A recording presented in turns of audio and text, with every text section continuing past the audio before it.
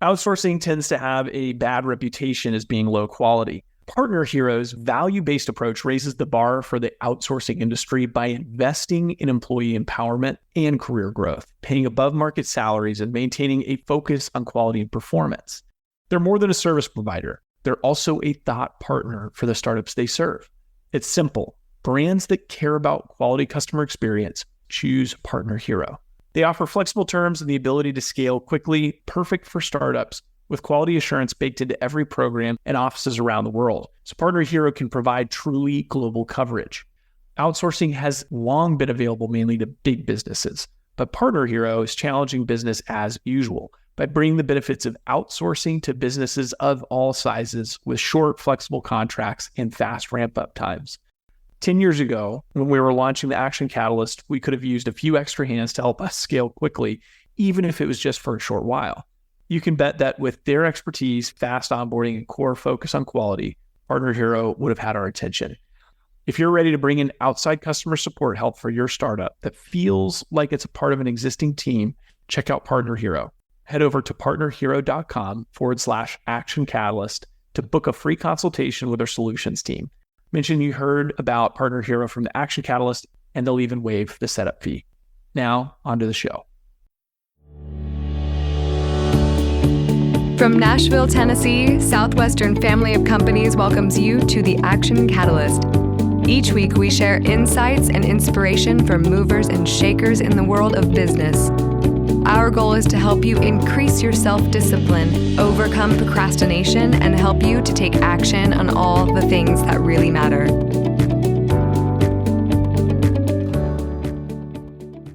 What are the things that you allow yourself to accept as rationalizations or justifications or qualifications for why you should stop moving towards your goal? That's kind of what we're unpacking today. We're going to talk with a very successful entrepreneur, and he has A.D.D. of all things, which is, an interesting dynamic, and that's what we're gonna talk through. And we're going to hear his approach, not only in terms of his attitude about that, but also the attitude that he has as it relates to problem solving, and really something that is more like problem hunting. He's going to explain kind of what his whole philosophy is. It's pretty radical compared to most people. And once the interview is over, I'm going to come back and I'm going to share with you some of the challenges that are put forth by Matt and how I think they apply to our lives and what we should be doing in terms of taking action and making things happen on the principles that are covered here. The guy's name is Matt Curry. He's the author of a book called The A.D.D. Entrepreneur. And it's a fascinating case study. So I think you're going to enjoy it. We're going to get started. It's going to be a great show. We'll get into it just after this message. This episode is sponsored by Southwestern Coaching. Southwestern Coaching has helped over 11,000 people increase their incomes by over 25% on average. As a successful salesperson, you know the importance of increasing your sales, but sometimes you might just need a little extra push and accountability to meet your goals and grow your business. Southwestern Coaching will help you increase your income through one-on-one sales and leadership coaching tailored specifically to your needs. Together, we will elevate sales. To schedule your free one-on-one business action planning session with a Southwestern coach, go to www.southwesternconsulting.com/action catalyst. Approximately 11% of children ages 4 to 17 which is about 6.4 million in the U.S., have been diagnosed with ADHD as of 2011. And the man that you're about to hear from has a really interesting makeup. He is a serial entrepreneur. His name is Matt Curry, and he has ADD. In fact, I love this. Some of his friends and his family call him Hazmat. I think it's great. And he is a Wall Street Journal bestselling author. The book is called The A.D.D. Entrepreneur, How to Harness Your Superpowers to Create a Great Company. And the book just came out last year and was number 8 on the Wall Street Journal list. And it's really, really an interesting story. And you think of ADD, I don't know, who do you think of? What do you think? And that's what I wanted to talk to Matt about, because he one of his businesses that he started, I guess most notably, grew to be about 150 employees, 20 million in revenue. It was called Curry's Auto Service, and they sold. So he had a successful exit, him and Judy, to a $1 billion corporation a few years ago. And since that time, Matt's been doing a variety of things, investing and so forth, and now really kind of does coaching and consulting and speaking in that space, as well as some others. So Matt, welcome to the show. Thanks a lot. It's great to be on your show. I appreciate it. Hopefully I'll be able to keep your attention for the next 20, 25 minutes. And then my wife duct taped me to the chair, so we should be good. So ADD, really interesting. I mean, you have had a very, very successful exit. Do you think of having ADD as an advantage or a disadvantage? I actually think it's a huge advantage. My ADD allows me, it gives me a million ideas and a million miles an hour, but it also allows me to creatively problem solve and find ideas or solutions that other people may not. So I think, if you harness it correctly, you acknowledge it, you know who you are, and you surround yourself with people that are good at what you're not good at, like maybe the details. Like I'm a guy who takes the deck of cards and throws it all up in the air and lets everybody else catch the pieces. So I create the chaos and surround myself with people that that are good at the details and helping me execute my plans.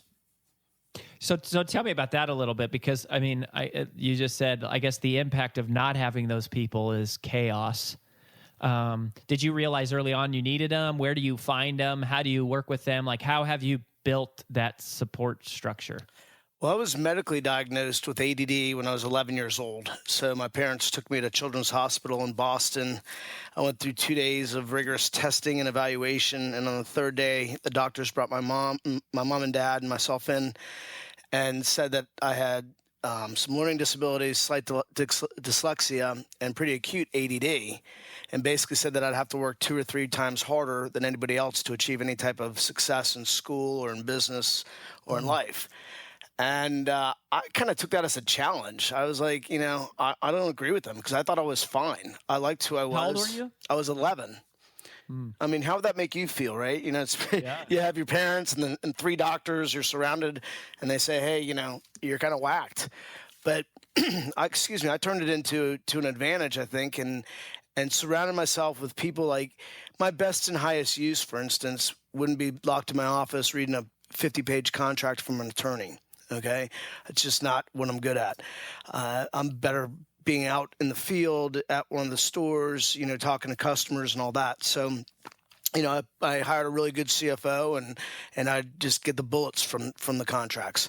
So I think if you surround yourself, some people are really good at details and doing the little things. Well, that's not necessarily my area of expertise. I'm kind of better at the bigger picture type of thing. Mm-hmm.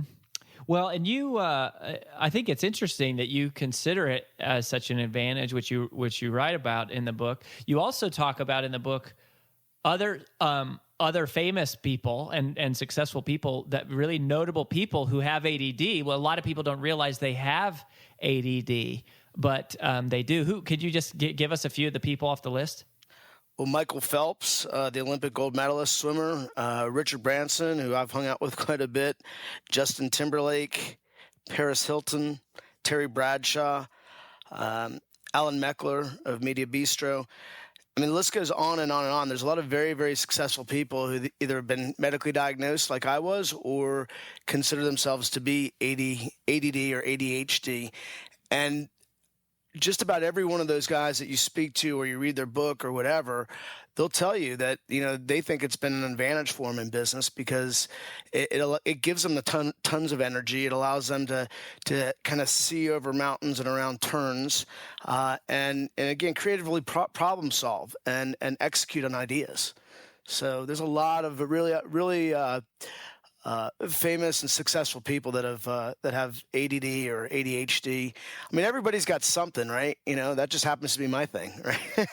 Yeah. Yeah, well, and I think of the book David and Goliath that Malcolm Gladwell wrote. And have you read it? I don't think I've read that one. No. So he talks about what you're talking about here is that basically we all like the story of somebody overcoming. We like the rags to riches or like the overcoming story, but he makes the case that actually those things that you would perceive as disadvantages become advantages because it causes people to kind of look at the world differently. And I think, the average entrepreneur, they think they can do everything. And so that's what they do is they do everything and they try to do everything and it keeps them stuck. So tell me, I want to hear the story a little bit about Curry's Auto Service, because it's a wild story, and I know some of the details about the story. And in particular, I'm a huge fan of not having debt, paying off debt, not using credit cards, and not using leverage. And you have the most fascinating story. So can you just kind of tell a little bit about like how did it start, what happened, like what were some of the challenges you went through? Sure. So first of all, I'm a big believer in beginning at the beginning. I started changing tires and mopping floors when I was 15 years old. Worked my way into management and ran 7 different stores for 3 different companies and like doubled and tripled sales everywhere I went. And I figured if I could do it for them, I could do it for myself. I started my first store in 1998 and on $103,000 and 13 credit cards. And it was that is so insane. And what is even more crazy to me, as I've talked to you about this twice, is where you just kind of go, yeah. So I just started on 103,000. So can you just say that just one more time? Just say that out loud. Okay. So I started the business on $103,000 on 13 credit cards. The last like $10,000 I had in the bank, and a $35,000 loan from my father-in-law. That's even scarier.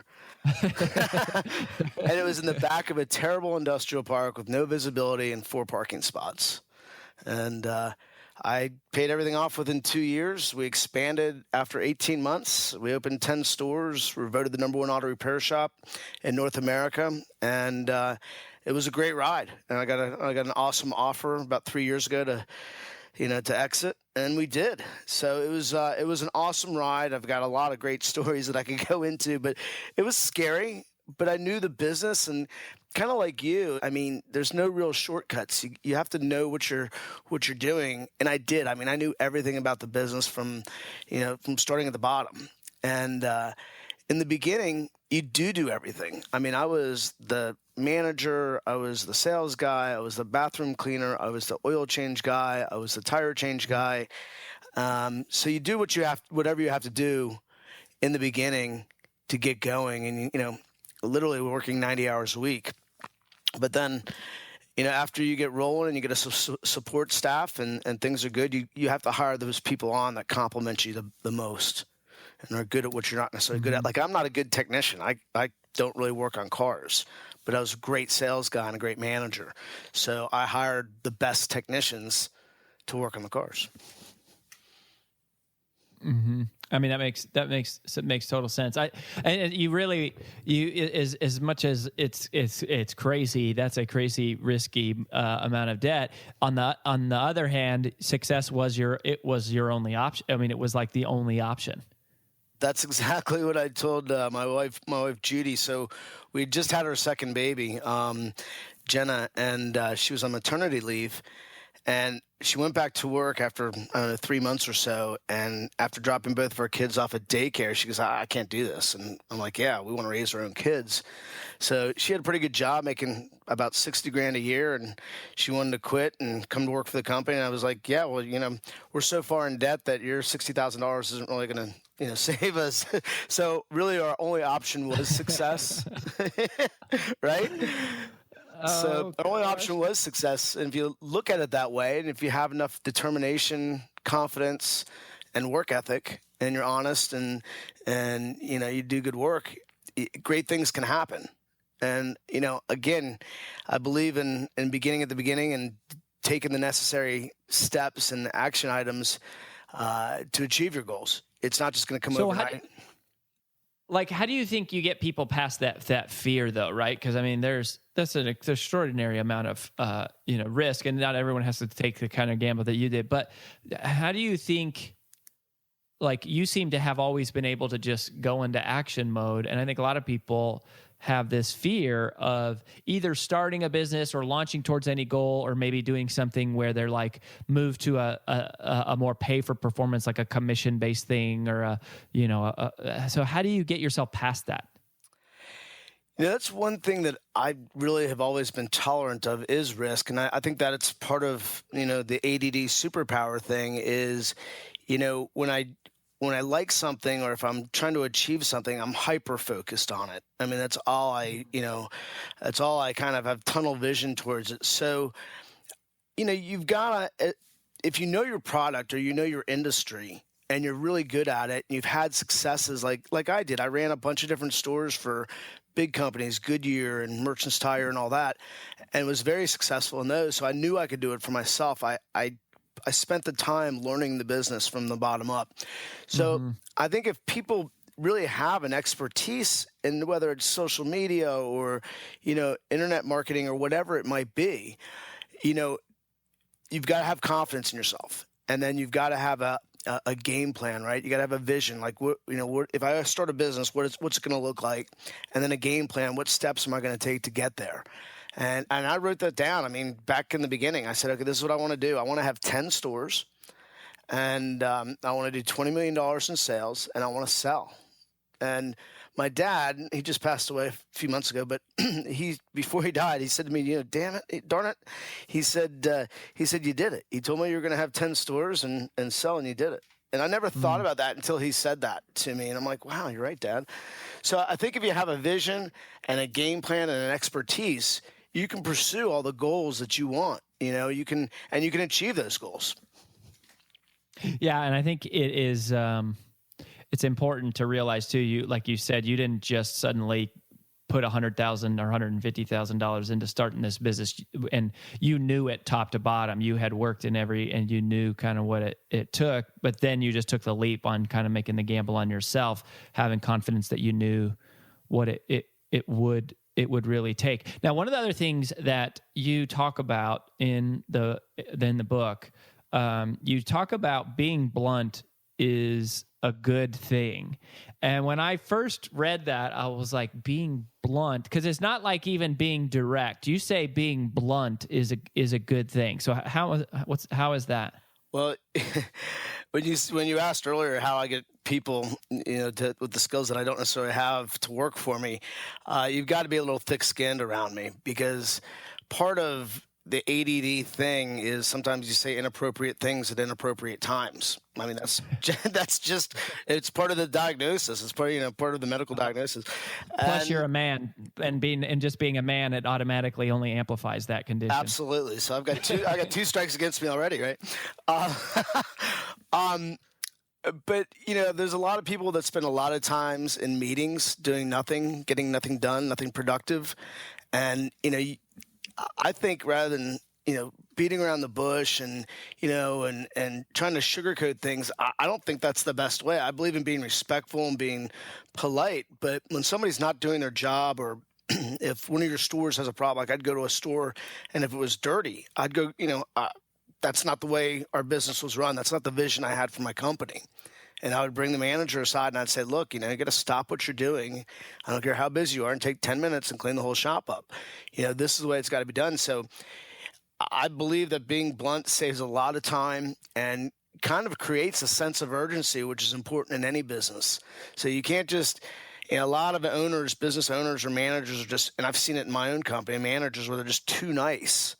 And, people end up getting away with too much. And once they get away with too much, once they stretch out one rule, the next rule becomes easier to stretch out. So you've got to have policies and procedures, that are scalable and repeatable throughout multiple locations. And then you've got to be blunt and make sure people are following those policies and procedures that you set up, and not spend a lot of time in meetings trying to, sugarcoat stuff. So So how do you do that though? Because I think you're absolutely right. I think a lot of managers, they don't have that. It's like, I don't like the confrontation. I don't want to upset someone. I don't want to seem also like I'm just like too demanding or demeaning.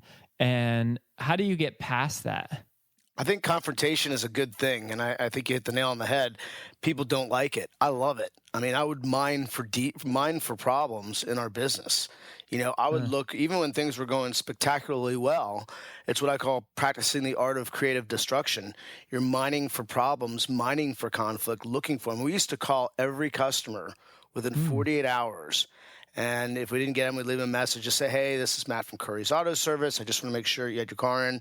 I just want to make sure that everything was good. And, if you have any questions, whatever. So we would actively pursue our customers and employees to find out where the problems were, so we could fix them and get even better. So that's what it's all about. It's always about improving every day. I mean, that is a completely unique and counterculture mentality. This what did you call it? Creative destruction? Yep. Practicing the art of creative destruction. Basically mining for problems and always trying to improve. Yeah. I mean, I think even just your attitude, not just confrontation with your employees there, but you're talking about confrontations with your customers. So you're not waiting for them to write some negative review or whatever on Yelp. You're like calling them up, and if they're going to let you have it, they're going to take it out on you, which means they probably won't put it on Yelp because they've now dumped on you. And if there's a problem, you're the first person to know and you have a chance to fix it. Well, and even when they do write a negative review on Yelp or whatever, Google, you need to respond to that review and say, in a publicly polite way, and say, hey, I'm sorry you had a problem. Here's my cell phone. Call me, or how can I get in touch with you? Or you should have their contact information if they're a customer, and make it right. So, that's another thing, is going to all those online review sites and seeing. That's one way of mining for conflict or mining for problems. Another thing I used to do is when I visited my shops, and a lot of times I'd visit them every day, is I'd walk in the back. I'd walk and talk to the technicians first to find out where, how things were really going, because they're going to tell you the truth. The managers necessarily won't. They're going to make themselves try and look good, I guess. But you talk to all your technicians or the worker guys and gals, and really to get a pulse of what's going on in your business. That is also a very interesting thing, because I think it usually happens in reverse. You talk to the managers, and you're right. They give you the best of. They share the good news. They're sharing the highlights. Right.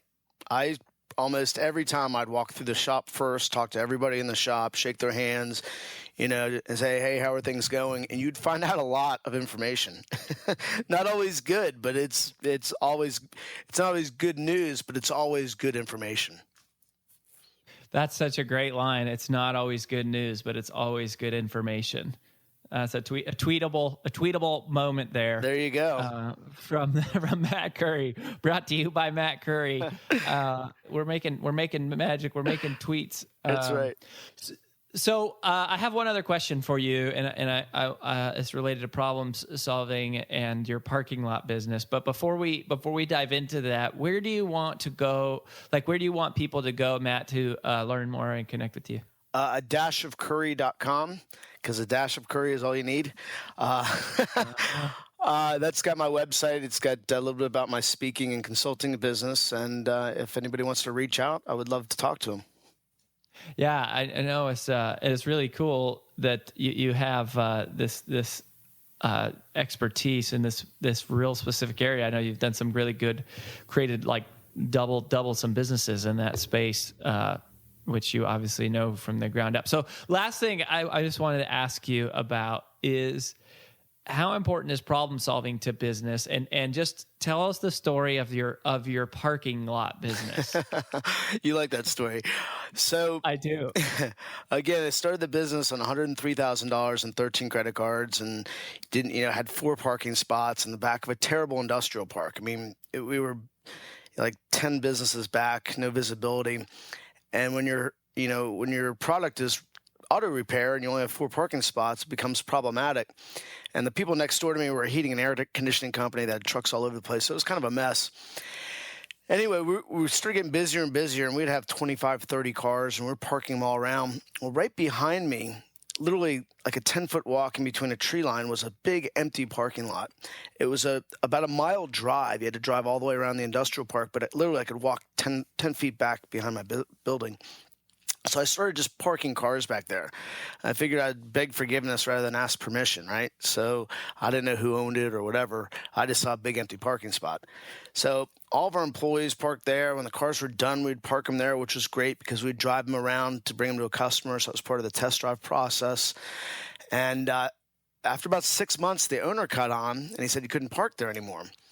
So I made a deal with him, and I said, hey, I'll give you $500, a month. I'll rent them from you. He's like, okay, no problem, but you got to pay me cash at the first of every month. And I was like, done.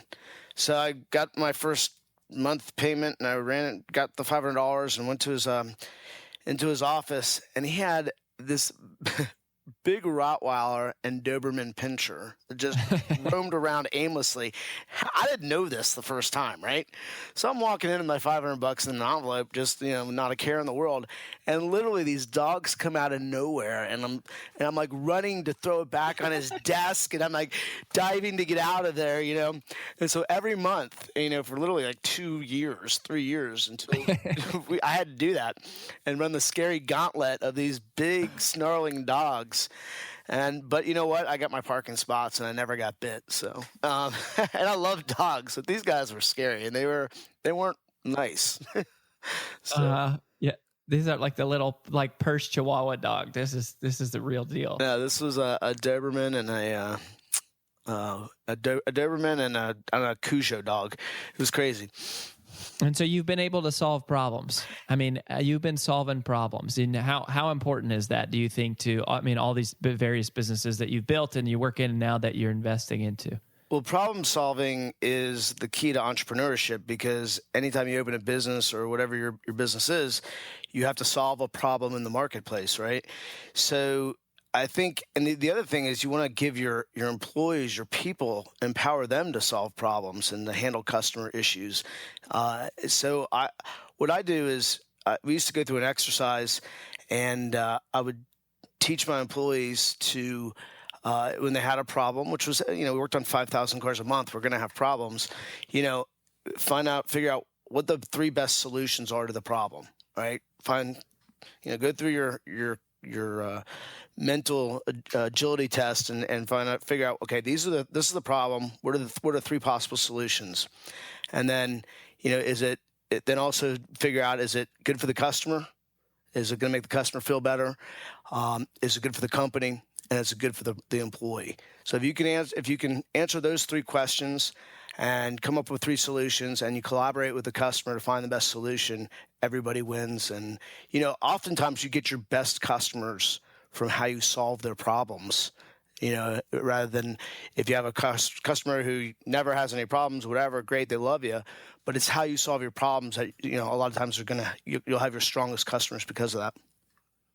Yeah, well, I think it really captures well, Matt, what your magic is. Your magic is you're in all of these scenarios and all of these stories, you're looking for problems. You're not pretending the problems don't exist, whether it's with your employees and you're talking to, the technician because you're trying to find the real problem, or it's your customers and you're calling back and you're calling directly, you're putting yourself in the line of fire, or it's solving the problem of a parking space and you're literally in the line of fire with the dogs. Right. Every single month. But it's not being afraid of the problem, but rather embracing the problem, charging the problem, and in your case, solving the problem. So thank you for that inspiration and the insight, my friend. Always fascinating to talk with you. And I also wanted to acknowledge, I know that you guys, you and your wife are big philanthropists. And so thank you for giving back in all the various ways that you do. Thank you for having me on your show. Appreciate it. I have to tell you, there's a word that comes to mind when I think back on that interview with Matt, and the word is bold.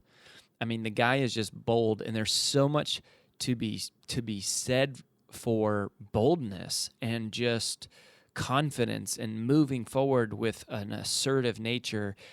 And I love that. There's two really big things that I took away. The one was just a great reminder about the problem solving, right? Being creative about problem solving. It's so easy to whine and complain and get bogged down and get negative and feel tired and drained by challenges. And that's what some of us do, right? Is we get the challenge, something doesn't go our way, and we just sit on it and think about it, and we fester in it, and we spend all of our time and energy complaining about the fact that we have the challenge or being upset about the fact that we have the challenge, rather than simply transforming that energy into doing something about the challenge, rather than taking that energy and moving it in the direction of solving the problem. And I think that's a major point of delineation between ultra performers and everyone else, is most people hang on that problem. They can't focus on anything except the problem. And the ultra performers immediately move to an acknowledgement of, okay, so there's a problem. What are we going to do about it? And that's so simple, but it is so incredibly rare. There are so few people that actually do that. And do you do that? I mean, when you have something that comes up that doesn't go your way, how much time do you spend being frustrated about it and sad about it and worrying about it versus transitioning right into doing something about it? And there's, this was something I feel like I learned at selling books in the summer with Southwestern Advantage when I was back in college, because they just programmed us with this, like, the person with the most problems makes the most money, and we eat challenges for breakfast, and, I can overcome any challenge, like bring it on kind of mentality. I mean, just really intense about problem solving. But going through that process of just coming up with solutions, that is huge. I mean, that's the first step. If you can just move logically to, like, okay, what are my options, and then what is my best option? So that was a great reminder and a refresher. I actually haven't had anyone share that really on the show that I could think of recently. So that was really good. But probably the biggest thing that I take from Matt, and hopefully you will also, because I will say this, Matt is probably, there's some things that he does that are very much different from what I would do. I mean, obviously the debt thing is pretty big. $103,000 in debt is pretty huge on credit cards. Probably not something that I would recommend. But the thing, that speaks again to his boldness, which I love and I admire. But the thing I loved most about Matt and his attitude is it is just one of no excuses, right? It's like the guy has ADD, and you could, what an easy out for him.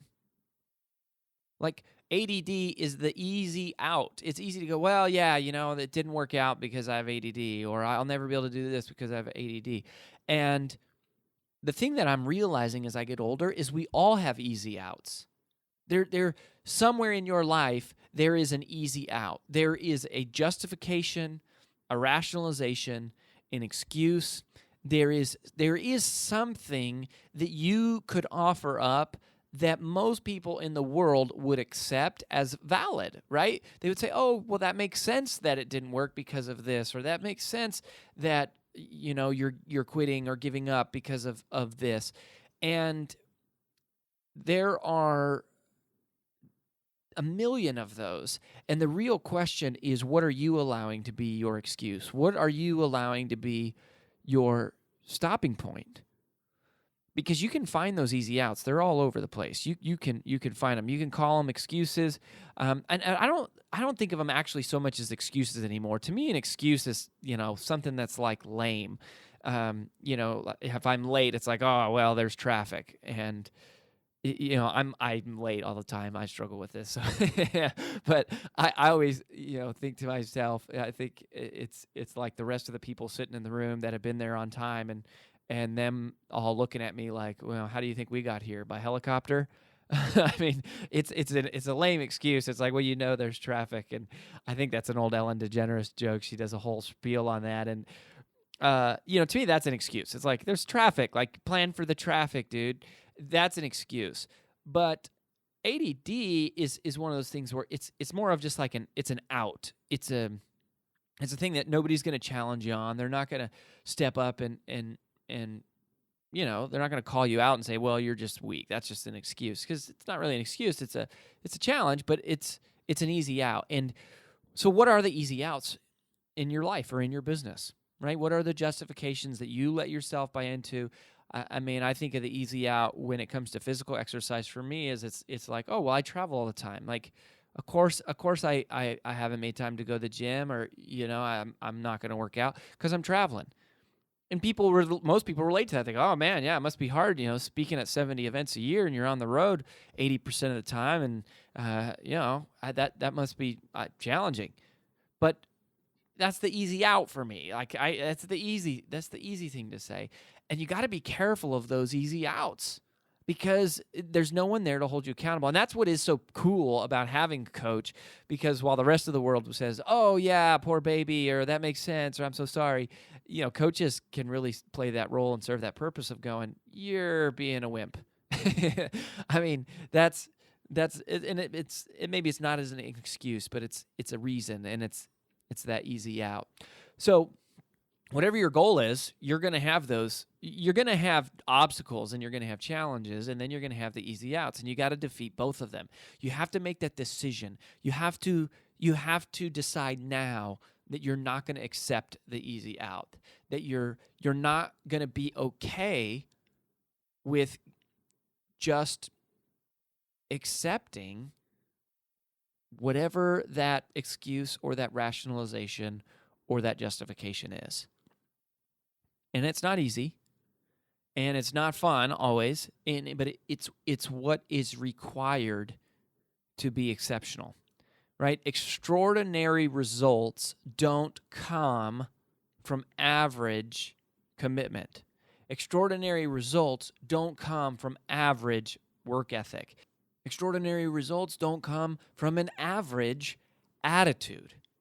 Extraordinary results require extraordinary work ethic, and they require an extraordinary attitude. And that means being a person who doesn't accept the excuses and doesn't take the easy out, and doesn't say, just because everyone else says it's okay, I'm going to say that it's okay.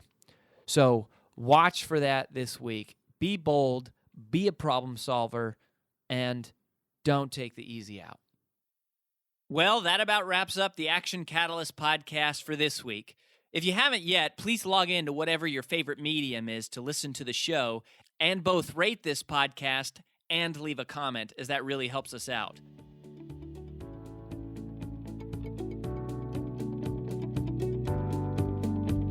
If you enjoy this podcast, please make sure to subscribe, leave a review, and screenshot this episode to share with your friends on social media.